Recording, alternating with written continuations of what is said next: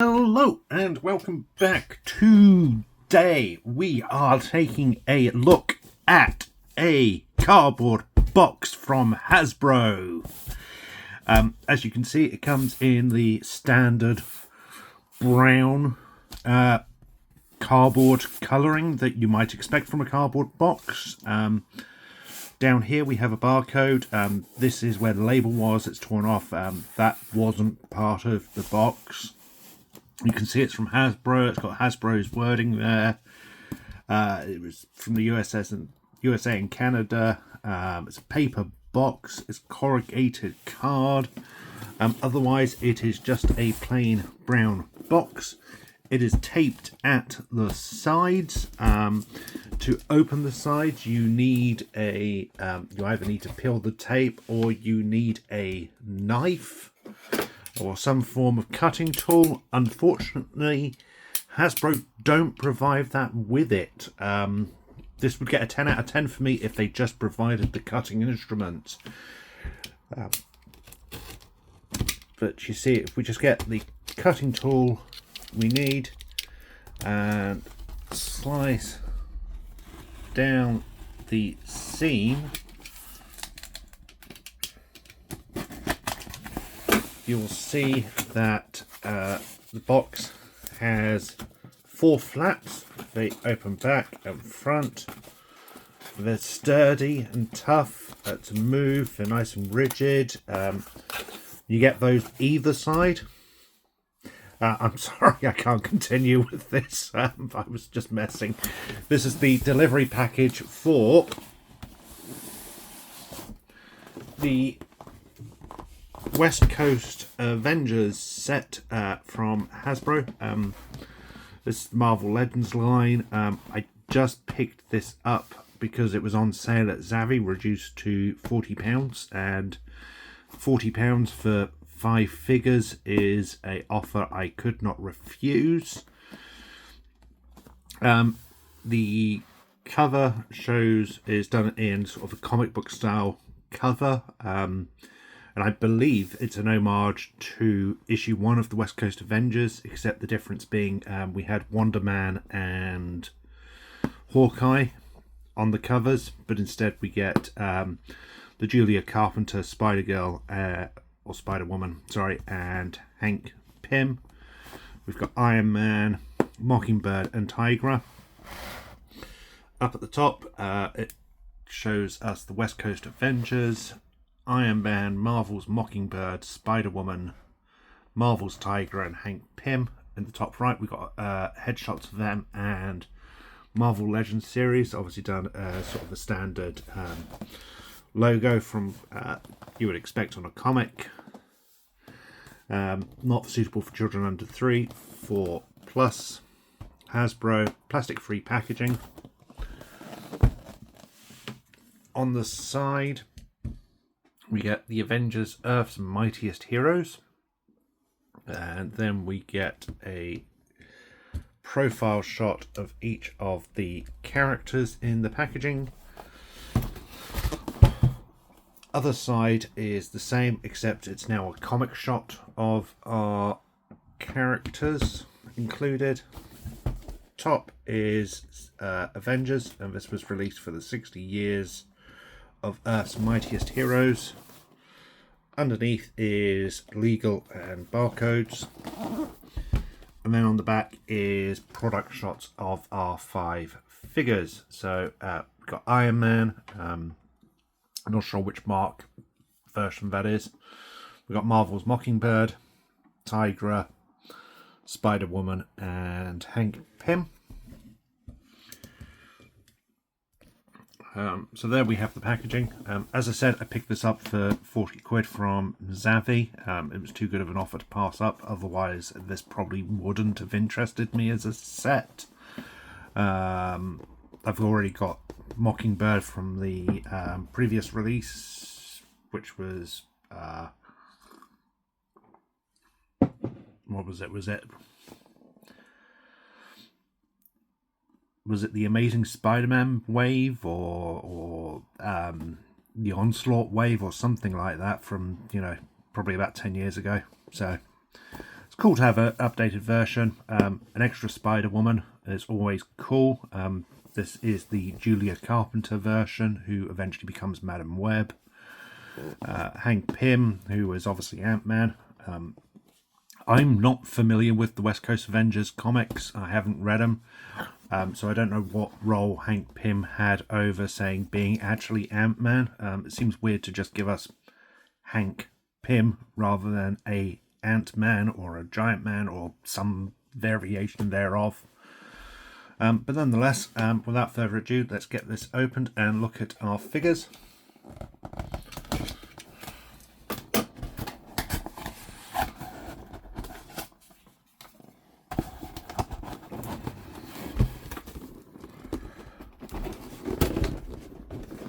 Very tightly packed.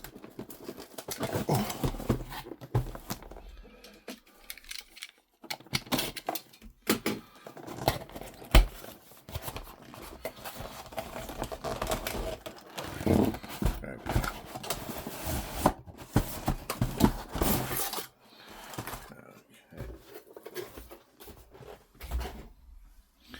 So here we have all of our figures packed away in cardboard packaging. This is their plastic-free packaging from a few years ago, so this is an older set. We've got 2 FX pieces which have come loose. Everything's wrapped in just plain white tissue paper.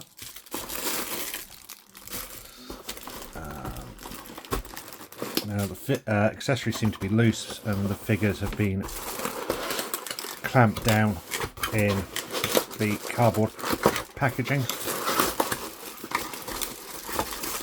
1, 2, 3, 4, 5. I can go away. Let's take these out. First up we have Tigra. We'll take a proper look at these as once they are all opened. Let's just get her stood up if she will stand. She really does not want to stand. Come on. There we go.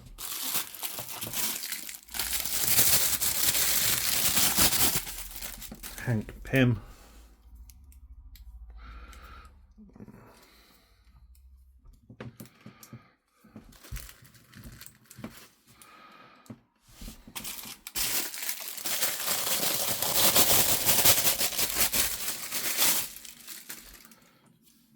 Iron Man.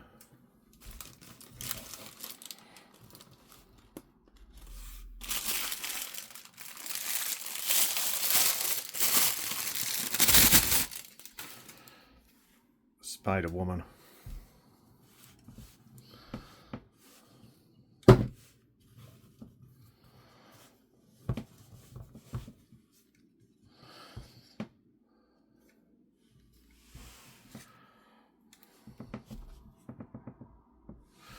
And then last but by no means least, we get Mockingbird.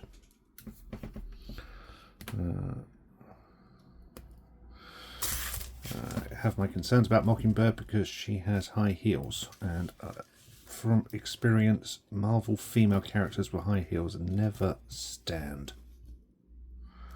Oh, she's standing, sort of. And Spider-Woman's down. Okay, accessories, we get 1, 2, and hands. So we get a bow staff,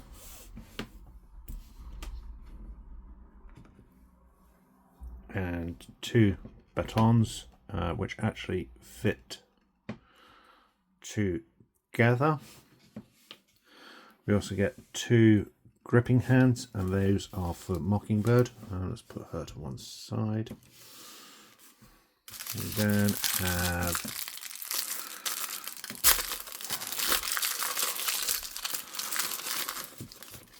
accessories for Tigra. So we get a growling head sculpt and 2 sort of reaching, clawing hands, which certainly seem fitting for the character, though I will admit I'm not that familiar with Tigra. I haven't really read anything with her in it. We get a couple of closed fists for Spider-Woman. We get a couple of alternate hands for Hank Pym. We get a blaster hand for some reason, and we get a reaching, grabbing hand. And then finally we should have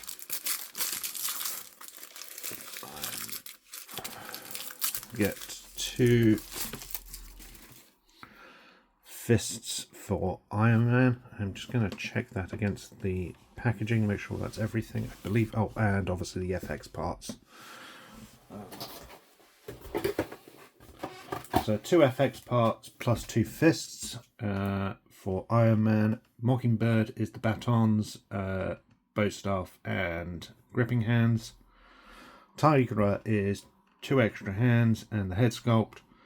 Spider-Woman is 2 fists, and Hank Pym is the 2 extra hands. So that is everything there. That's everything we were expecting, which is good. And I wasn't expecting anything else.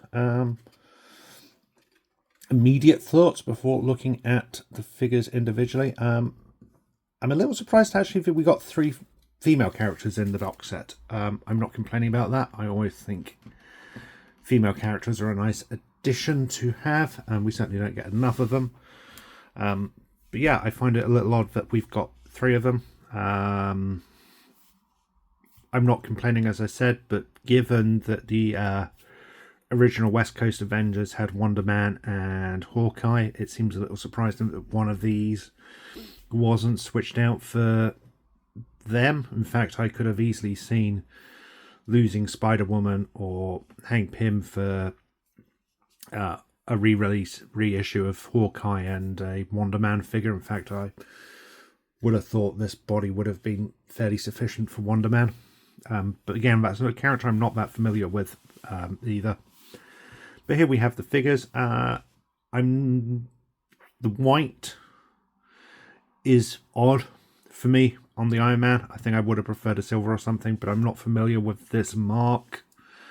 So I don't know if it was white in the comics or not, but it does seem odd, an odd stark contrast to the red. Tiger is looking nice. Mockingbird's a nice design, as is our Spider-Woman. But without further ado, let's start looking at the figures. Let's start with Tigra. So she has some molded detail on the shoulders to look like fur, which is a nice touch. She's got the tiger stripes throughout. And you got some molded detail down the knees to look like hair. And the same with the shoulder.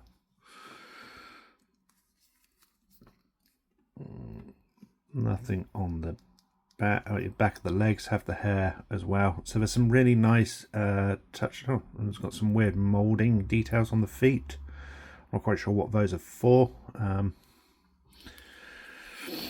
But yeah, there's some nice molded detail. It's a simple female body. There's not a lot to this character in terms of costume. Obviously, her main aesthetic is looking sort of like a tiger. She has a tail, which is, as you've seen, just on a peg. So it just slots in and twists around. I would have preferred this to have been on a ball joint, just to get a better range of movement, but it is what it is. The tail is just a piece of plastic. There's no bend to it, so it's going to mold back to its original shape. It is what it is. It could have been improved with a ball joint and a bendy wire, but it's not the end of it. It doesn't ruin the figure, or it doesn't detract in any real way. Got the white bone structures of the clasps for the bra and underwear. Head sculpt's nice plain. I like the wavy hair. If we just pop this off in standard Marvel fashion, it's on a ball joint. We can pop on the growling head, which I think is certainly a better fit for the character. There we go. It's a nice tight fit. The hair's blowing backwards. She looks quite fierce. I really quite like this sculpt for the face. In terms of articulation, we've seen that she's got the ball joint, so she can look up, down, and get a full range of movement there. Arms are on the standard hinge and ball joint you've come to expect, or would expect with Marvel Legend figures. You can get a full rotation. You can get a nice upwards movement there. You can go out. If you turn it up the other way, you can go full range there. Swivel at the bicep. Double hinges, very tight double hinges at the elbows, to the point I can't even get one of the hinges moving. I'll need to heat that up. But yes, we get double hinges at the elbows, all pinless as well, which is a really nice touch. Standard peg and swivel at the wrists, and again these just pop out and can be changed for the alternate hands, so you can have her other hands if you want.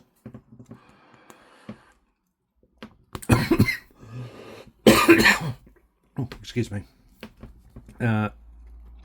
No rotation at the waist, but the ball joint is up at the abs, so she gets a nice range of movement and twist at the abs, which I really like. I definitely prefer that style of mold to, say, the Hank Pym one, which is a rotation and ab crunch. That feels out of date and off to me.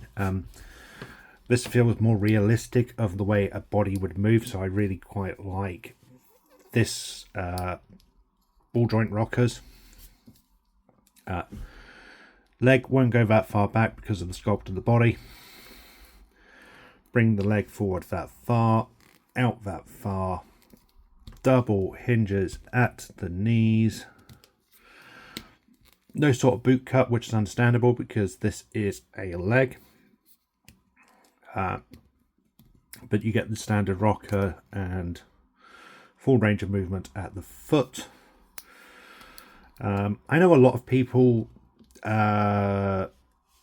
feel that a figure's lacking if you don't get boot cut art. For me, it's never been a big must-have. As long as you've got the proper articulation at the foot, I feel it's sufficient to get the poses you want and need out of the characters. So for me, it's not a be-all and end-all, but we are going to get some nice range of movement. And this is really, really tight. This figure is to the point where I'm actually going to have to heat her up after this. So we won't be posing her around, but there are some really nice tight joints there, which is a really good thing to see.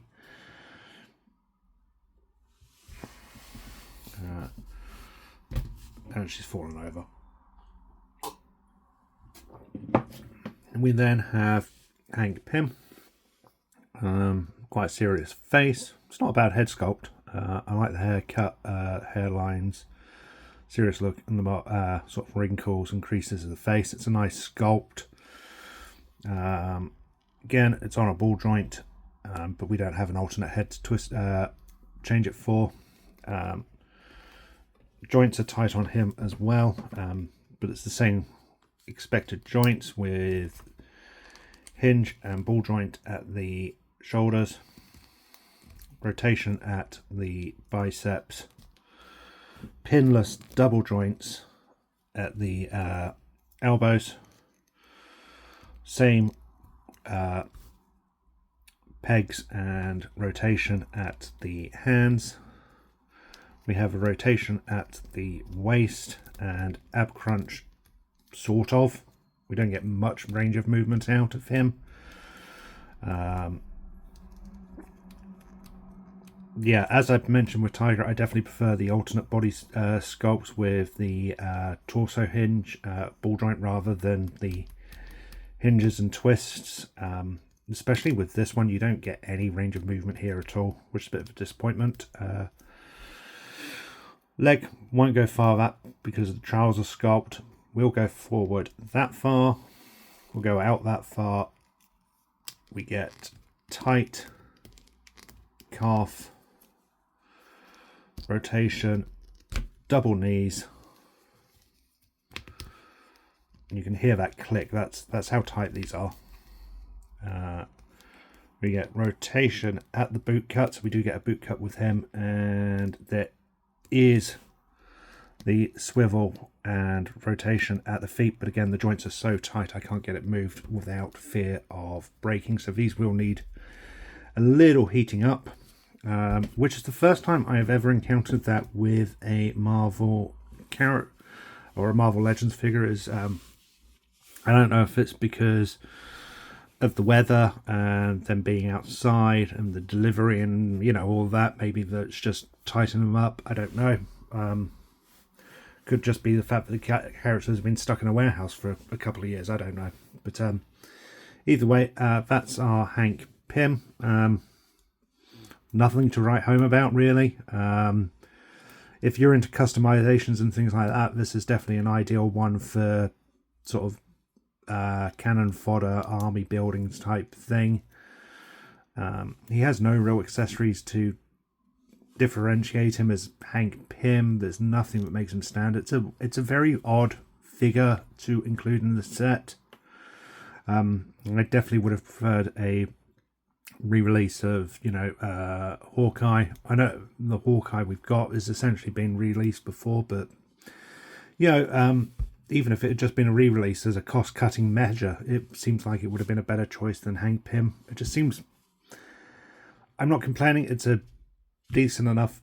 It's a nice-looking figure. It's just a weird one to include, in my opinion. We have Iron Man. As I mentioned, I'm not a big fan of the white. If you look...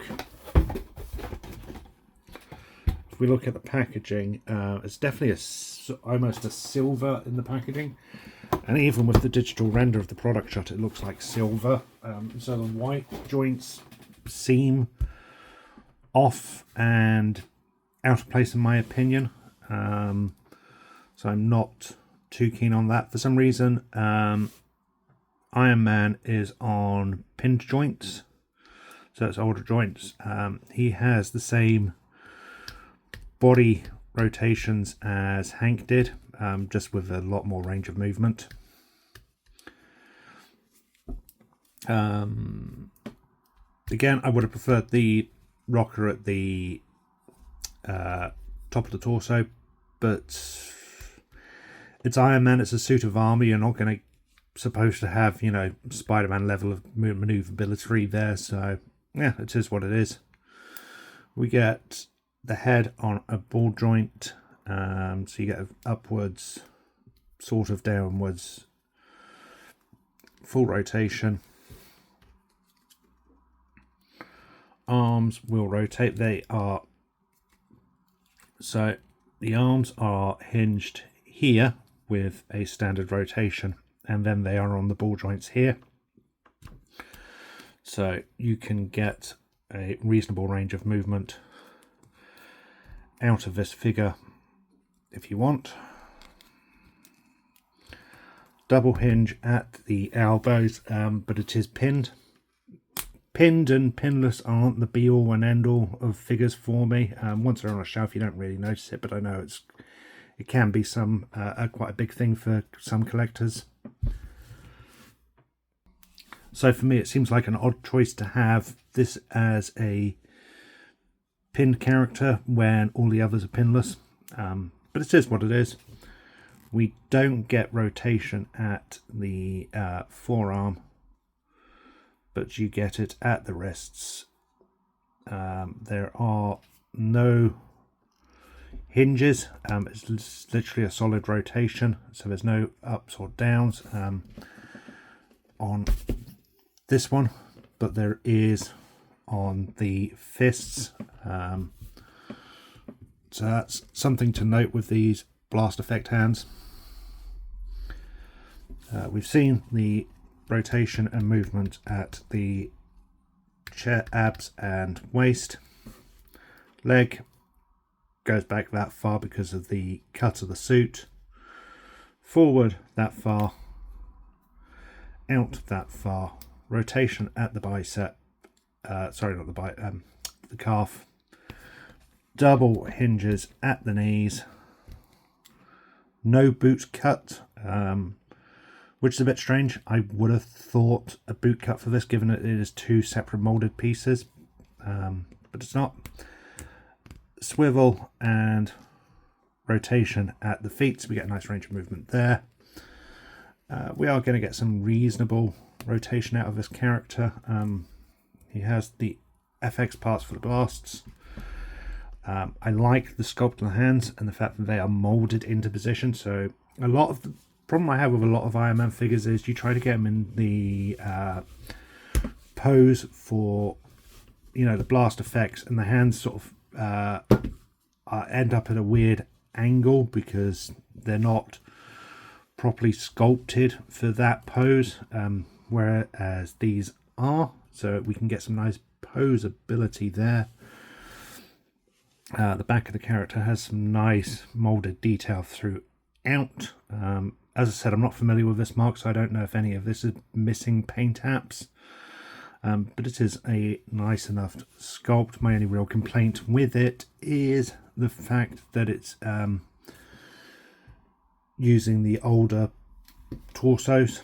I definitely prefer that ball joint at the chest, but it is what it is. We then have Julia Carpenter, Spider-Woman. Julia Carpenter becomes Madam Web at some point. Did I say Madam Web at the beginning, or did I say Black Widow? Either way, I would. She becomes Madam sorry. She becomes a version of Madam Web. I like the head sculpt. Hair's nice and detailed and layered. Even with it, you can still get a reasonable range of movement. She won't look down too far, and she can't look up at all because of the hair sculpt.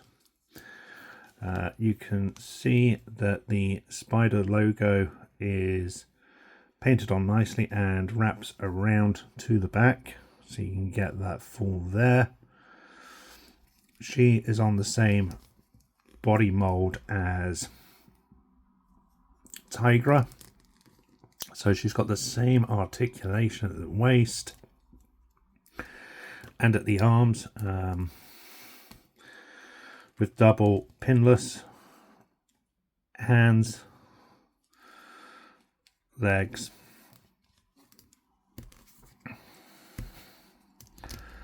and the same with the feet. I like the figure. It's simple enough. There's nothing special to this character. There's no intricate levels of detail throughout. Given it's a standard body mold for the characters, you're not going to get details of sort of cloth in the costume as, say, Pym. But typically these are drawn as quite tight-fitting costumes anyway, so... Sorry. Yeah, they're drawn as tight-fitting costumes, so they are what they are. I like the character, or the look of this character. I like the articulation in this mould. My only complaint with this one is the hair. It does hinder certain poses. And would have perhaps been nice to have had an alternate head sculpt for her with a slightly different hair movement. But overall, it's a nice enough figure. It's the same mold as Tigra, so you're kind of, if you like one, you're likely to like the other. If you don't, then you're probably a little out of luck, I'm afraid.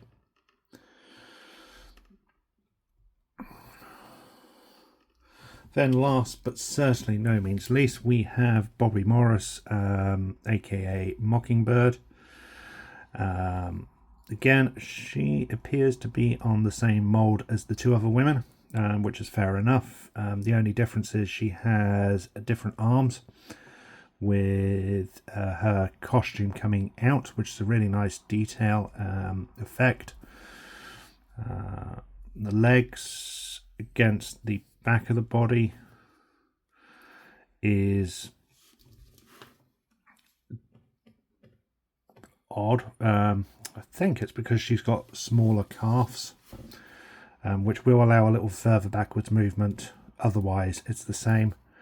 There is no boot cut here, despite being two separate pieces, but otherwise all of the articulation is the same as the two other women. The only big difference is probably the head sculpt, because the hair allows for easier range of movement. I like the fact that it's sort of blowing in the wind.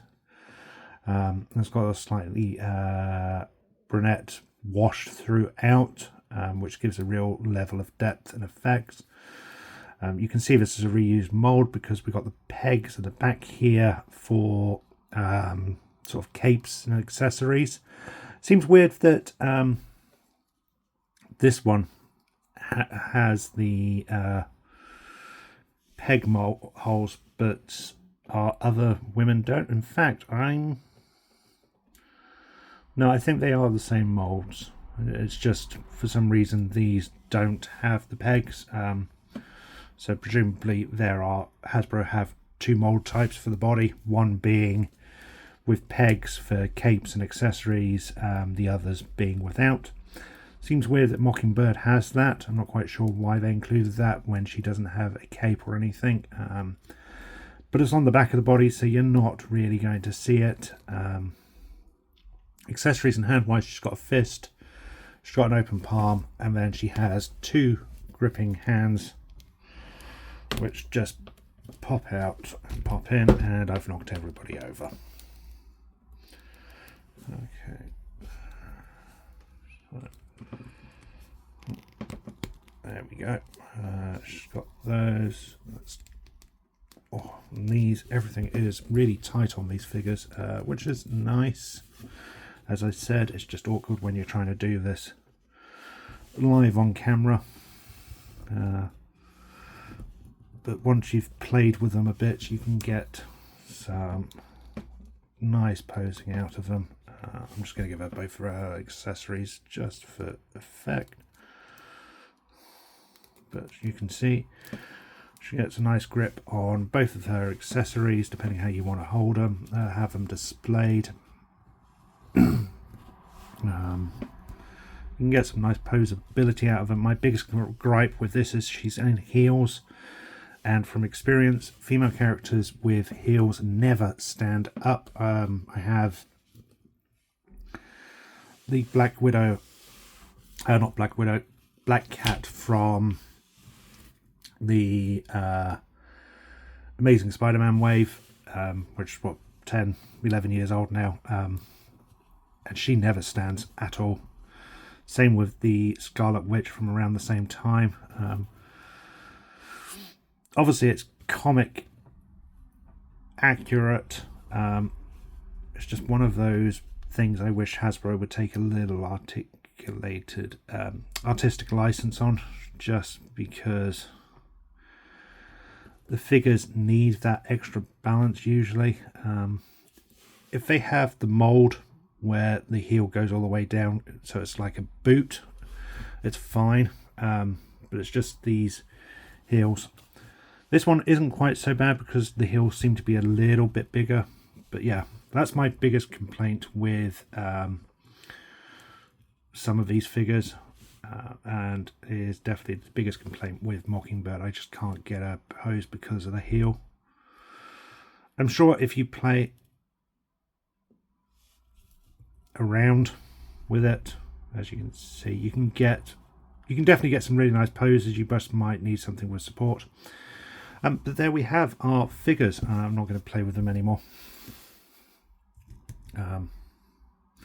There we have our 5-pack of figures. For £40, you definitely can't go wrong. So if you haven't got this and you're thinking of getting it in the sale with Zavvi, I would highly recommend it. You get 3 really nice female figures. You get a nice enough Iron Man figure, and you get a cannon fodder figure as well. That's not to say if you like Hank Pym and you like the figure, then cool, you're going to be really happy. Just for me personally, it's an odd choice. Overall, I'm happy with the set, definitely at the price point. I like the figures. I had a small gripes with all of them, but nothing that completely detracts from the figures, owning the figures and adding them to the set. Otherwise I'm really happy to add this, especially having 3 female characters in the set, which seems always like a really rare thing. You can never have enough female characters, in my opinion. But there we have it. Thank you for watching. I hope you enjoyed this video, and I will be back soon.